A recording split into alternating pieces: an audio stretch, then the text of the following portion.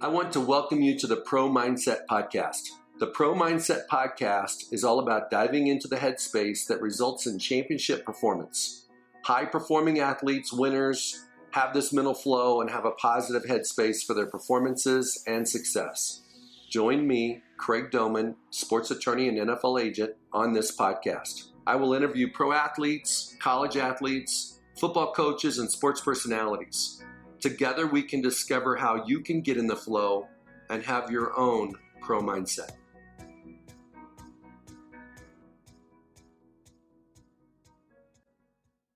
All right, well, let's get started. On Pro Mindset today, we have a special edition. This is a Black Lives Matter edition. We're going to talk to two young black men, Greg Scruggs, defensive line coach, University of Cincinnati, former NFL player, former client, and Michael Lehan, who's a assistant superintendent in the city of Minneapolis for the fifth largest school district in the state of Minnesota, and former NFL player, former client. Welcome to the show, guys. Thanks for having me. Thank you.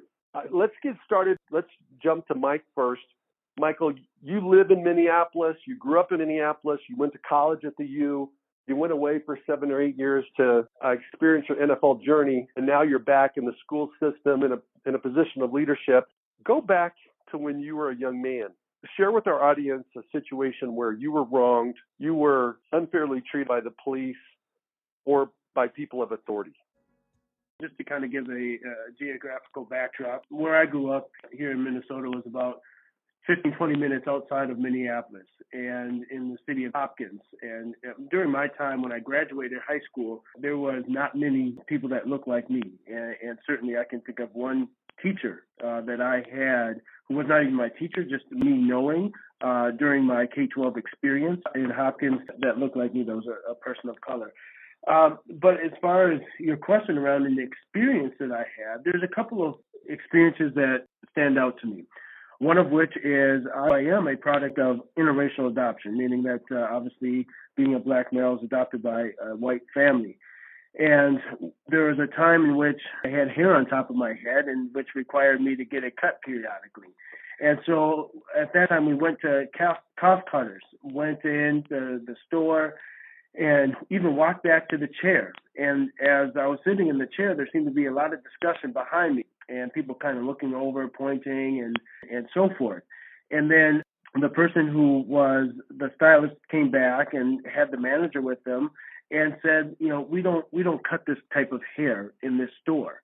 And so as we think about microaggressions or just scars that happen due to people not being conscious or unaware of the impact of a scenario, here I am 40 years old and still think about a time very clearly when I was roughly, 8, 9, 10, 11 years old, about a time that I felt othered or wronged or cast aside.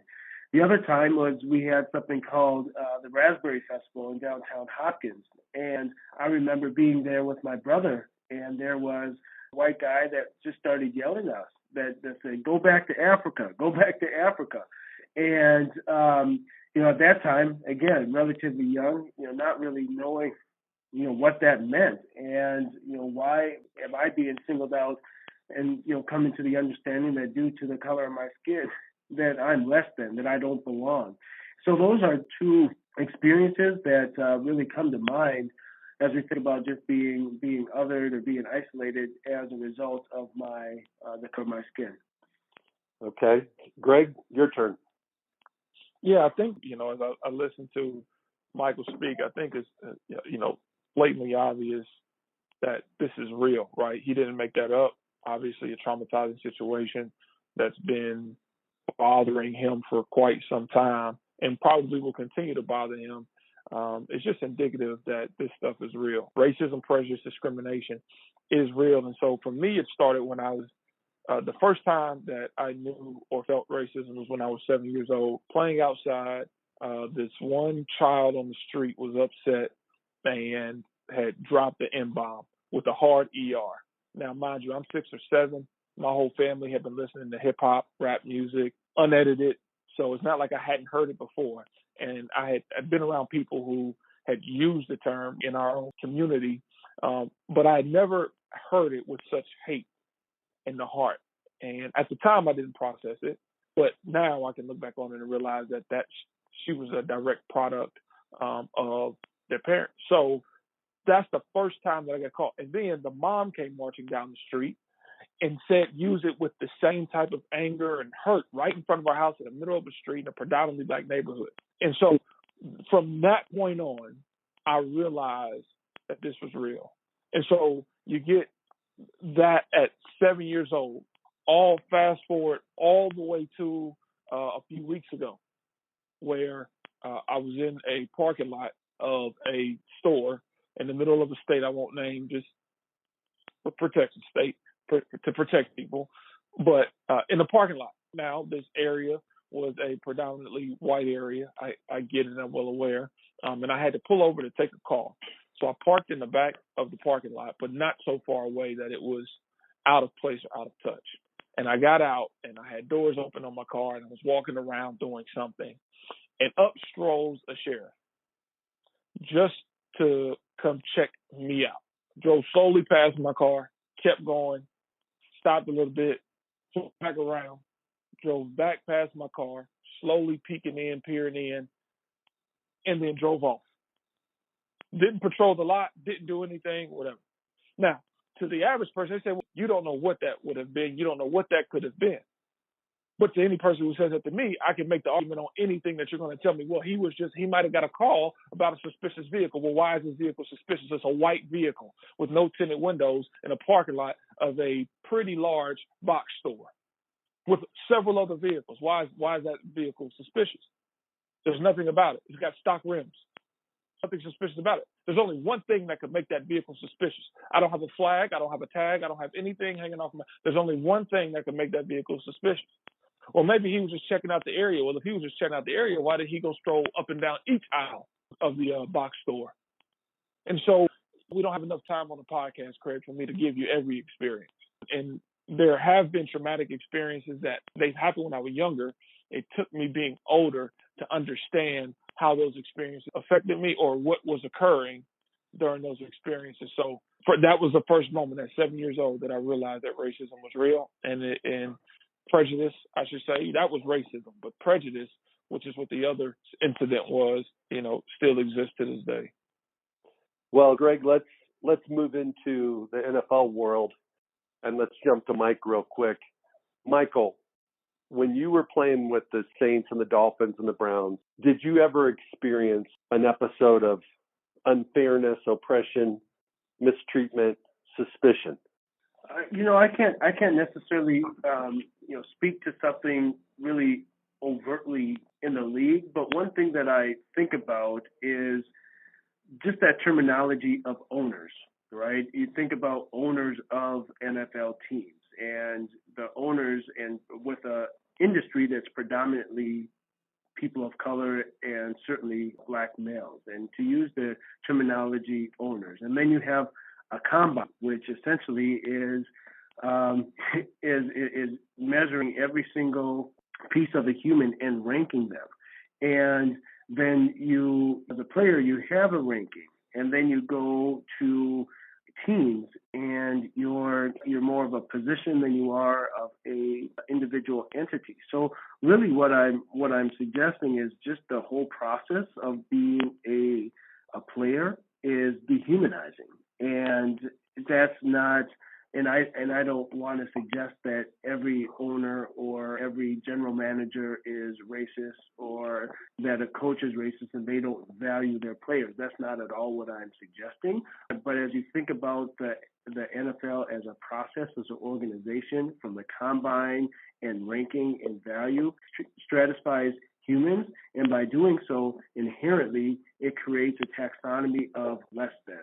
I don't think there's any doubt about that. I mean, the NFL treats players like a piece of meat, and they can cut you guys anytime you want. And both you guys have been cut multiple times, and I'm guessing that was a little bit dehumanizing as well, because just the process of waiving a player is very depersonalized. Mm-hmm. The process of being cut with no repercussion to the team whatsoever is what's probably the most dehumanizing factor, because here we are. And again, this spans, this is the Black Lives Matter edition, but this spans across black, white, blue, green, whoever puts on that jersey. And just speaking to the idea as a whole that Lehan was talking about, that the fact that we have to go home to families, moms, dads, kids, brothers, sister. I mean, being released one time, it was a roster move just for the weekend because I was injured. And I had flown my brothers out for that game. But I didn't even have access to the facility Saturday morning. And then I was signed back Monday. And there's nothing that goes on with the team. So I think that's the dehumanizing kind of factor amongst many others, that really bothers me. Talk more about what Greg is saying is that dehumanizing, what people don't realize is that inherently people of color, black people, they carry a high level of trauma. So even though cutting somebody might be part of the process, it just exacerbates the trauma that is already inherently conditioned to people of color because they've been historically cast aside, told that they're less than, with no concern and repercussions as what Greg just alluded to. So then there's that trauma piece, but then there's no infrastructure to support that level of trauma of being cast aside and being told that, yep, you didn't make the cut. It's a roster move. Even being inactive on game day. Yeah, you're on the roster, you make a paycheck, but that in itself is how trauma emerges. And then you look at how successful people are once they exit the NFL, and it's tough. It is absolutely tough. And so I'm wondering how just the experience of being an NFL player for players of colors does more harm than good, just because it is a continuation of the culture, our society that has cast aside people of color over time. The gentleman, the black man that was shot at Wendy's here in the last couple weeks, Rayshard Brooks. Mr. Brooks acted in such a way that is consistent with what Michael just described. Someone that has had trauma, wakes up from a nap, might have had a beer, sees a cop, and all of a sudden, instead of them saying, hey, bro, go get an Uber and come back, get your car tomorrow, probably shouldn't drive. Next thing you know, he's acting in a way that he's been traumatized, and he almost acts like he has no option. So he grabs the taser, he does crazy stuff, but it's consistent with how you act when you're backed into a corner. You don't think you have any other option. Yes. And I think that is what's missed about amongst a lot of this stuff. What's missed is the trauma that is more deeply rooted than just any one-off incident, right? This is trauma that dates years and years and years.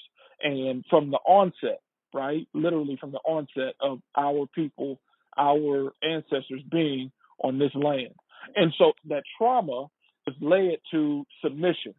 That trauma is why there was, I won't even say an acceptance, but why there wasn't even more rebellion to oppression and suppression. It's because the fear of the repercussions and consequences have led to such. And so when there begins to be segregation, or when there begins to be prejudice, or when there begins to be discrimination, you have some people who stand up and say, you know what, this ain't right. I don't care what you say. We will burn this place down until we get whatever we want. But that is the minority in some aspects, in my opinion. The majority say, listen, be fearful of the consequences and repercussions that are a direct result of people trying to suppress and oppress you, because we did not have the means, the way, the power, if you will, to ever fight back. And so when you see something like what happened with Rayshard Brooks, all that is the fear of now, this trauma-induced fear of saying one too many times, I have seen this. And I know that if I sit myself here, allow myself to come at the hands of these men, something bad may happen. That's what people miss. It's not that everybody's labeling every single cop a bad cop, but at a really, really, really disproportionate rate, it's seemingly that the young African-American men always end up on the wrong side of the bullet. And so for us, have seen that. It goes, I can either sit here, that his running away is the somebody else's version of don't touch the stove. That's all it is. And I think that's what gets missed. And I think that's where I get fired up, if you can't tell, because it's there. When I was 8 years old, same street that this incident occurred with this young lady, I had a toy gun. I was 8 years old, toy gun with an orange tip, bought from Walgreens, I believe, or Big Lots, a little cowboy gun that they still make today, brown handle, shiny metallic wrap. I have it out in the middle of the street. I'm like 8 years old. A cop from a quarter of a mile away, maybe 4/10 of a mile away, comes zooming down the street and tells me that I need to be careful where I point that gun because I might get killed. I'm 8 years old with a cowboy gun with an orange tip, which is there specifically so you know that this, if it didn't give away that I'm only 4 foot tall, 4'8", or whatever the case may be, if that didn't give it away that I'm a child, if maybe it was a lack of puberty in my voice, if that didn't give it away, if maybe, just maybe, you didn't recognize that I was playing with somebody else who didn't have a lick of facial hair on them or whose voice wasn't deep. There's only, to me, and this is my traumatic experience, there's only one reason for that cop to come zooming down the street, because he assumed this little black boy had a gun. Now, somebody could say, oh, you being crazy, whatever would happen. You could say that. And then you're more than welcome to feel that, but you ain't me. That's not your experience, it's mine. So how are you going to tell me about mine? And then subsequent experiences after that have confirmed that. So incidents with Mr. Brooks like that, I think, again, to Michael's point, which is a great point, is that the only reaction we have right now at times outside of fighting back is to do our best to go into protective and safe mode to prevent. And is it always the right thing to do? No. Nobody says that. We don't. But if I told you you got to make a life or death decision only because that's what we feel that we're in, not because I am passing that on every single cop. But if I'm telling you that we have to make a life or death decision, what would you do? Because that's what our trauma has taught us that this encounter is, a life or death decision. I think he raised a great point. And something like that is where people miss the buck. They really do. Because I'm not one to sit here and cast every cop as a bad cop. My aunt was a sergeant for the Cincinnati Police Department. I'm really great friends with other police. Hell, I took my kids, student athletes, last year to the Cincinnati Police Academy to have dialogue and interaction with cops. I'm not that guy. I know there are great people. But our experience has told us that more times than not, whether it's sensationalized by the media or if it's not, more times than not, we end up on the wrong side of the bullet. And that trauma has been passed down over generations to say, well, just don't fight it. And we got two options, fight or flight. That's it. And unfortunately, we've seen both sides end up on the wrong side of the building, both fight and flight. So what are we to do? Sorry. What are we to do? Okay, so Greg, you have a son, and Michael, you have two daughters, and I'm going to go back to you, Michael. How do you coach your daughters so that when they're hanging with black young men, when they become teenagers, so that they're not on the wrong side of the bullet by association? And how do you view the police? And all of us know all police officers are not bad, but there is a systemic culture that's not good. So, Mike, why don't you share with us your perspective? Yeah, and as I think about that question, I'd be interested to hear, how chiefs, sergeants, captains of police departments would answer that question, because the reality is that people of color have been tasked with teaching white people for decades. And so at what point is there going to be an opportunity for them to engage their own discomfort and to step out of potentially their own comfort zone to ensure that people of color don't need to have those conversations with their young child? And because that is where mental health and generational trauma emerges, by the fact that I need to consider having conversations with my 7-year-old, with my 5-year-old, about things that should not be burdensome to them at such a young age. And so it's a structure of oppression and it's a structure of mental health. So how do you come out from underneath that rock and carrying that weight at such a young age? And then each microaggression thereafter. My girls, they attend based on the neighborhood, they attend a school that doesn't really look like them.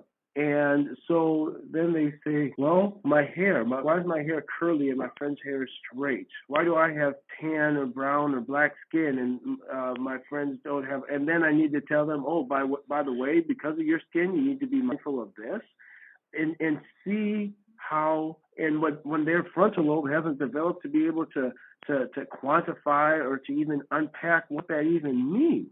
And so the only means that they have to understand it is to say that I'm not good enough. Again, and I go back to that, I'm not good enough. Something's wrong with me. But yet we're supposed to be as successful. We go to school, and education is to be the great equalizer. But as we step in the doors, there's been oppression inside the educational system, the pipeline to prison and so forth. So I know this isn't the answer to your question, Craig, but I would really be interested as to what are the steps, because no matter how much teaching I do, if the people who have the opportunity to impact and make meaningful decisions about how they choose to interact with people of color, my teaching isn't going to make one bit of difference. Michael, you have an uncanny ability to bring up 10 relevant issues to every one I ask you about. And it just, you're bringing up things I've never, ever thought about. So something that comes to my mind is that I've been in situations in my life where I felt inferior, but most of the time in my life I felt adequate. And I think we've created a system and a culture where people of color could have generational inferiority complexes.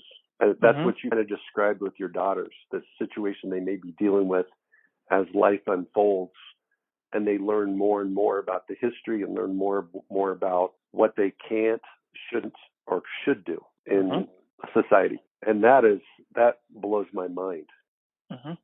Thoughts from you, Greg? I agree with everything that he's saying, because we have to, in society, and I actually feel this, we're the only people that got to explain who we are. The only ones. The only people who have to explain who we are. And what's the relevant example? There are other people of color here. Have we ever had to explain to you why we need Cinco de Mayo? Tell me. When the true heritage, the people who truly are from that heritage and that culture don't even celebrate it as such. But has anybody ever had to explain why we needed Cinco de Mayo? Even though it's not a real holiday, but Cinco de Mayo is on the same calendar that Juneteenth is. But we got to explain it. Why? We're the only people that got to walk into a room and announce that, listen, this is what happened to us. Whether it be understood or known from another culture, we're the only culture that has to walk into a room and say, explain. Tell me why. Why? The only people who have to do that. Nobody else is. Everybody else just shows up and it's like, all right, I understand either your plight or your oppression. I understand that your privilege, whatever the case may be, and that's that. The only culture that has to show up and explain and announce ourselves with everything. And then we are also the only culture, and this is my opinion, maybe I won't say only, but more than the next at a significant level, where we have to explain to each other that you're not the problem. You're not the issue. He shouldn't have to have that conversation with his daughter. I shouldn't have to explain to this kid in 8th grade who the first time he heard me speak asked me, why do you talk like that? I'm the only person we're the only culture that has to explain that. Because and I could be wrong, but I'll take this shot in the dark. Lehan, have you ever walked into a person not of color and asked them why they spoke that way? No, in fact, no, not at all. Not at all. In fact, we get it. Wow, you're so articulate. Well, exactly. What's your standard? That's my point. We're the only, in everything that we do, we have to explain it. Why are y'all so angry? Okay, all right, got it. All right. Why do you feel oppressed? Why do you feel like you were? Why do you need? Can you tell me how? Go to this. I'll even make it relevant to Lehan. Oh my gosh. How do you get your hair like that for his baby daughters? How do you get your hair to do that? We're the only people that have to explain, and that does something to you because now it goes to his point. I said, as he was speaking, I'm like, I'm gonna create an organization called NWY, okay, NWWY. There's nothing wrong with you, okay, NWY, right? And I got a cousin who makes shirts, and I was gonna have him make a shirt that says, "There's nothing wrong. You're black. Period." That's because we shouldn't have to do that. We shouldn't, and I think, unfortunately, that's what it is. Is that the question mark has always been raised around us, and I think it goes much deeper. It's because we have been separated and we have been talked down to, and we have been put in a position of, if you will, inferiority, right? That leads people by people who wanted to have us there. Go back to Michael's point. That trauma over time now leads to people that trauma, and then that learning from people on the other side, from the oppressors, that comfort with it has led us to say, why do we have to explain, and led other people to continue to believe and to continue to try to suppress and oppress and say, I don't see what the big deal is because you really shouldn't even be here. I think that those are my thoughts regarding this kind of inferiority complex. It's because it has been for a while, and why it has started with people who truly wanted to do it. It has been passed down through generations. It has been permeated through the doggone media. And I mean media just in general, both in imagery and in print alike. And I think that for us, you look up and you look around and you see so much progress and still see so much further to go and go, goodness gracious, all you want is a change. I'll give you a perfect example, Craig and Michael. You won't believe this stuff here. I promise you won't believe this. I'm at a town, Father's Day. Son's down for a nap. I go to the bookstore. And this town is a predominantly white town. Who cares? I go to the bookstore in this predominantly white town, and I go to the history section, world history section. I started to take a video of it. I didn't because I didn't want to put this resume.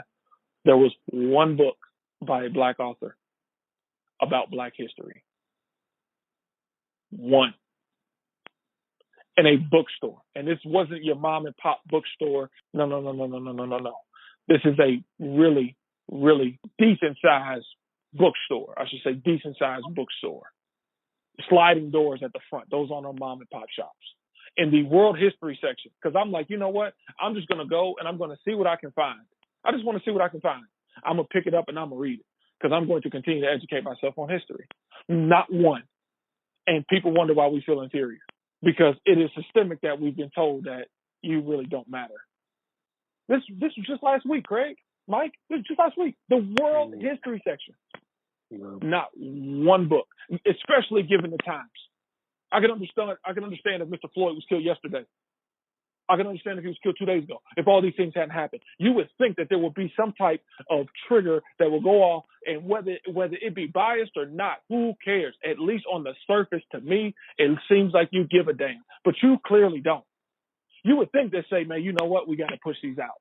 We should. We got to flip this, because there may be more people wanting to come read. Let's flip this. Just one in the entire history section. Go to relevant events. Nothing. The relevant event section.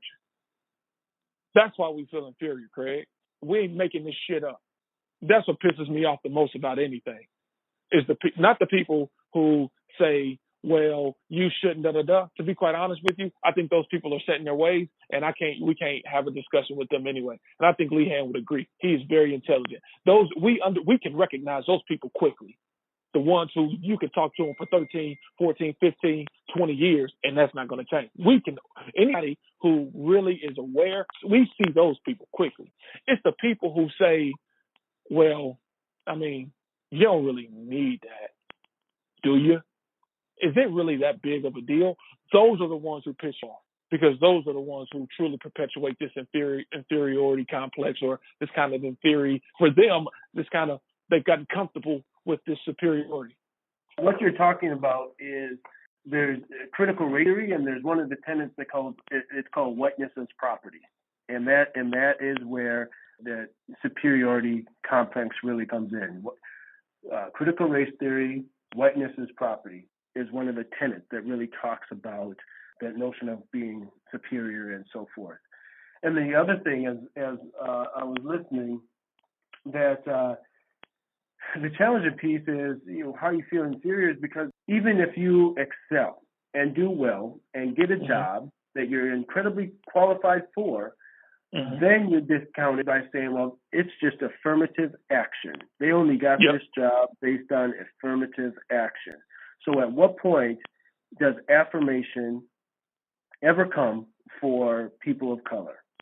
At what point does it ever come for Black people when they achieve and they excel beyond statistically what people think they should? Then it's discounted and cast aside due to affirmative action. Couldn't agree more. You never win. Lose-lose. It is lose-lose. Okay, so I want to just kind of take a short piece of history that took place 47 years ago. And that's when Martin Luther King was at the Lincoln Memorial and he gave his I Have a Dream speech. And I read that speech last week, and he talks in there on 2 occasions about police oppression and brutality. And here we are in 2020, 47 years later, and it might be worse, or it may be just reported more because of video. But what do you, like, you guys are younger than 47. What do you think honestly has changed since MLK gave his speech? And what, maybe more importantly, what still needs to change? Because that's probably where we should be focusing. I'll let you swing, Lehan. So it's my belief that our society is built on systems. The criminal justice system, the school systems, healthcare, governmental policy, practice. And you tell me which of those systems have had an overhaul since then.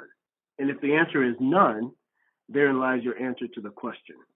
So I don't believe that there's been a heck of a lot that's changed. And systems always have a means to adjust themselves.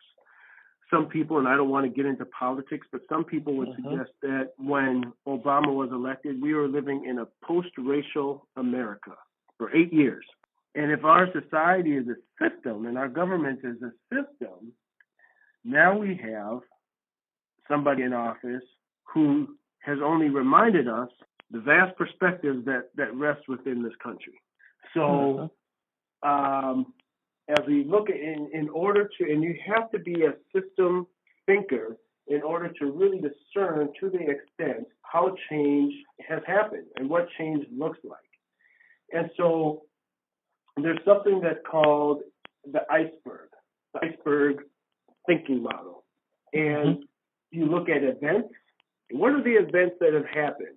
You look at patterns and trends, and that's where history is going to come in over time. What are the patterns of trends? How have people been treated? How have people been othered? How have people been marginalized? Who has a voice at the table? And even that notion of having a voice at the table would suggest ownership of whose table it is. Then you think about structures. What sort of structures in place? That's where you think about war on drugs. That's where you think about redlining. That's where you think who has people making a big thing about all these rights. They're burning down all these buildings. Guess what? They have insurance.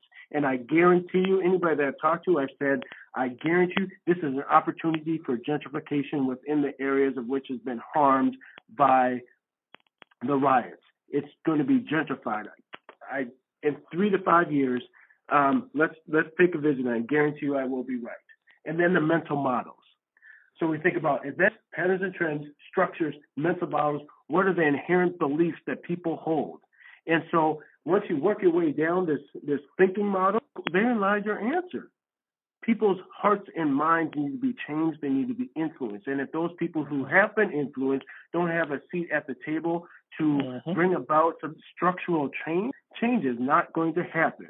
Change is because systems will always have a means and a way to reinvent, to pivot, and they're nimble enough to perpetuate the outcomes they want and tend to construct.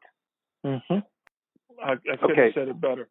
That was unbelievable. Michael, you said it's hearts that need to change. The systems don't change unless the hearts change. Do I believe it starts with the heart? And do I believe that the heart has been shaped and molded by somebody who died before us and for us? Absolutely. But you can make the argument that that's crazy. And if you are one of those people who want to make the argument that that's crazy, then change starts right where Lehan eloquently explained. That's where it begins. If you don't believe that, it starts with the heart. So I could make that argument. I had this quote from this guy the other day, and isn't it crazy? This is the quote. Isn't it crazy that all this time we still feel this way? That after all this time we still have discrimination and segregation? That after all this time we still are poor, broke, and marginalized amongst all of this prosperity? Isn't it sad that after all this time, we still feel like we don't even belong or are wanted here? That is a depiction of today, right? I think you both would agree with that kind of statement. Yes. Right? Okay. You want to know what's even more crazy? Is that I didn't hear that quote. I just used Martin Luther King's words and put them in the modern language. I literally just read straight from his speech. 100 years later, the Negro is still not free. 100 years later, after all this time, the life of the Negro is still sadly crippled by the manacles of segregation and the chains of discrimination. 100 years later, the Negro lies on a lonely island of poverty in the midst of vast ocean of material prosperity. 100 years later, we are still languished. Now, if you change 100 to 147, tell me what's different, Craig. That's my answer to your question. We have made strides, and I won't lie to you. But what's more crazy about the fact that I read that I told you all that, and I said I paraphrased that and said, isn't that crazy? And not one of you batted an eye to think that this was from a speech in 1963. It just gives you your answer. There are notable and visible changes. I'm not one of those people to turn a blind eye to the progression that we have made. Considering the fact that not too long before this decision, after, don't mind me on my history, that Michael Lehan wasn't even allowed to be in the same school as a person that wasn't as a white person. So I'm not one to ignore the progressions that we have made, but I'm also not one to sit here and pat some people on the back because we still got a long way to go. And the fact that I just paraphrased that statement, right? That I just paraphrased that, giving you all the context that this came from a guy a couple of days ago, and nobody better than I to say that is extreme. And I'd love to know if anybody listening to this podcast, when they first heard that, think back to that second, 30 seconds ago, how you felt, that you didn't bat an eye, that you didn't think that was outlandish, that you didn't think I was sensationalizing something. The fact that you didn't feel that way answers your question as to, do you think there has been change made? You would think 50 years that there'd be something, that this statement, there would be something in that particular statement that didn't ring true. And unfortunately, it does. Michael, your thoughts? Yeah, I think I echo what has been shared. That there's there have been advances, but incremental. And another tenet from critical race theory is interest convergence. And interest convergence is really what you see at, well, for lack of a better example, at the collegiate experience when somebody gets a scholarship. I am going to recruit a player. They are going to play for me. If they become a great collegiate player, there's going to be a heck of a lot more people that pay ticket prices to come to see them play, and maybe they become an All-American. And then all I have to pay is potentially $90,000 to $100,000, whatever it costs for their 4-year degree. Maybe it's more than that. Who knows? But I also understand the structures of society. So from a capitalist perspective, my investment on somebody from Hopkins, Minnesota, that's a 3-star athlete, if they come to the University of Minnesota, maybe they'll be successful, maybe they won't, maybe they'll earn their degrees, maybe they'll fail out of school. Football's in the fall, so if I can get them for maybe 2 seasons before they fail out or they go to the league, but there's more people that came and bought tickets to watch them play, so you know what? We've made a benefit. So the notion of interest convergence is the fact that incremental advancement that people of color can make is not going to overthrow their establishments. So every single advancement is measured by those of whom that can determine access and opportunity. And so the advancements that have been made, I have to believe, are advancements that have been well vetted and strategically placed to appear as if we're in a post-racial America, to appear as if places are inclusive and responsive, to appear as if we want to be anti-racial leaders and so forth. So, and I don't mean to sound if, and to minimize some more aggressive advancement that's happening and so on and so forth, because I believe that it is.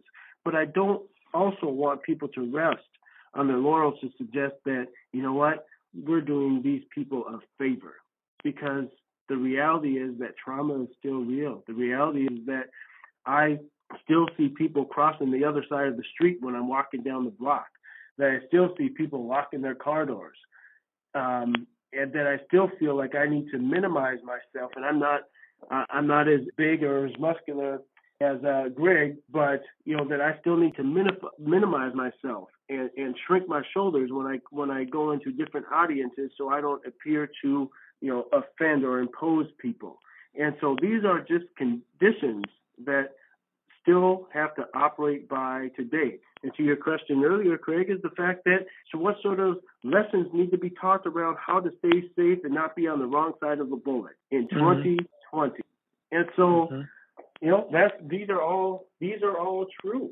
So there is a fierce urgency to be able to be courageous, to be able to step out. And one thing that I saw on social media, they talked about, I hope that the activism around George Floyd was not in vain, that it didn't just turn out to be a Black Lives Matter Spirit Week or Spirit Month, that we need to have endurance, that it needs to last, and that the inequities need to be called upon, and there needs to be substantive change in order for our society to thrive to the extent that it's capable of.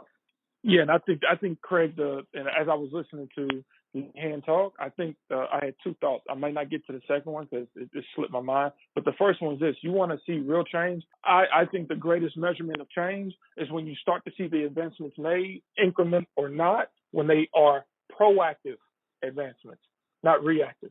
Because everything that we've gotten to this point has been reactive, right, to something. Right, and you can go back through history, and any change has been reactive. So I believe the greatest measurement of change is when we start to see these people or these people, whomever those people are, if the shoe fits, wear it, God dog it, right? These people say, hey, this is wrong. This is what needs to be better. This is what we will do to be better. I think that is, in the simplest form, what Michael has alluded to in my interpretation of it. Is that it's been these things that have kind of been done to say, here you go, right? Yo, you're pissed off? Don't get mad at us. So we promise. Don't be mad at us. We promise. Okay? We got you. It's never been somebody sitting at a table or in a boardroom or whatever, in my opinion, and there has been real, true change. Okay? There's never been anybody that I can remember where it was like, this is terribly wrong, and this is why we are doing this, to make this happen. So I think that's the greatest measure when you know real change is when people start being proactive and not reactive with policies and reforms and such. Okay, being a white man, I'm asking you guys, what do white people totally miss the point on? You've communicated several things today, but if you could just narrow it down to one or two things. Have you seen that video of that lady, Kimberly Jones? It's a black lady, and this is all I got for that, because I think it's hard to boil down to one. But she placed it perfectly when she said this: "Y'all should be lucky. Y'all should be lucky. We just want equality, not revenge. We're not trying to fight you. That's it. People miss the buck. We just want equality." And within that statement, you find the people who say, "Well, why don't you have it? You had a black president. Why don't you have it? You got David Stewart, who's a CEO of a multi-billion-dollar company. You got Robert Smith, right? You have Oprah Winfrey, who's not only black, but she's a woman. What do you mean you don't have equality? They did it. Why can't you?" That lies within that realm. But I think the simple part that's missed is we just want equality, not revenge, period. I think that's where most people miss it. And if you don't believe that there is no inequality, that there is no disparities, if you don't believe that, then, and you're not willing to at least listen to why, I'm sure Mike's talked to several people. Craig, I'm sure you have. I've talked to several influential people who literally have said, I never knew. I don't sit in this circle, but you're a trusted friend, and I appreciate you telling me these types of things. If you're not willing to listen, to educate yourself, to understand, then you're a part of the problem. And that's where you're missing the buck. Just equality, not revenge. How about you, Michael? I think it's a point of reflection, individualized reflection, because we know that when people tell somebody to do something, they obviously don't. So it really needs to be inherent. It needs to be personal reflection. And the reflection is really around how have you constructed your worldview? What experiences have you engaged in that has helped you engage multiple perspectives? How frequently have you sat in a place of discomfort, in a place of learning?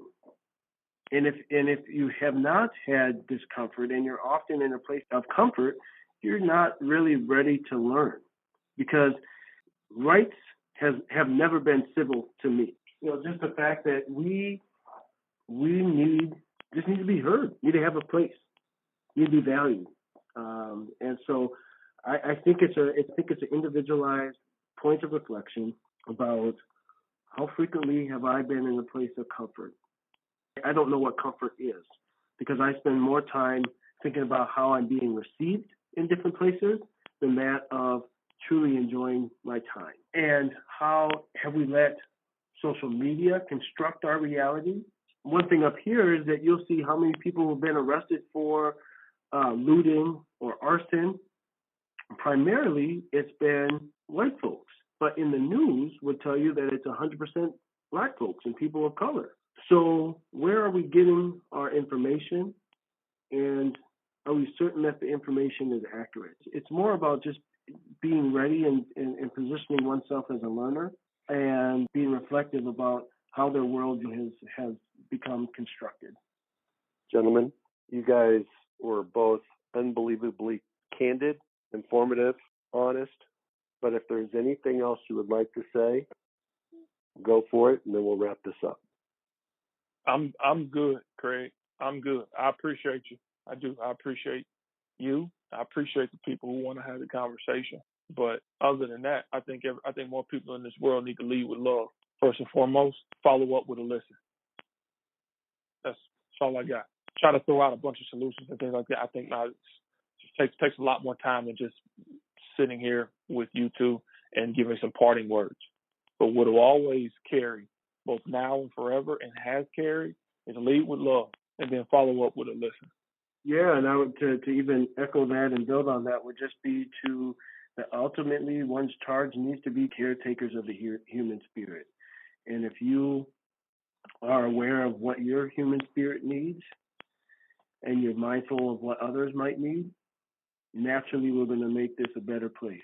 And certainly to that notion of leading with love and follow up with a listen, obviously take up the charge and assume the disposition of a caretaker of the human spirit.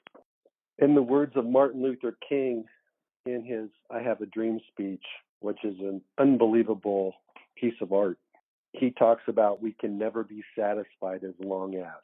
And we can never be satisfied as long as we don't have equality. People don't realize that God made us all in his image, regardless of the color of our eyes, the color of our hair, or the color of our skin. Mm-hmm. You guys have an awesome day. Thank you so much. You guys are both smart as hell. I really appreciate your hearts. I appreciate your minds, and I appreciate your friendships. Thank you, Craig. Thanks, Michael. I learned something. Yeah, thank you both. I appreciate it. Thank you for listening to this episode of Pro Mindset. If you enjoyed this podcast, please subscribe, rate, and review this podcast. You can follow us on our website, promindsetpodcast.com, or on Instagram, Twitter, and Facebook at Pro Mindset Podcast. Thank you so much for listening. We'll see you the next time.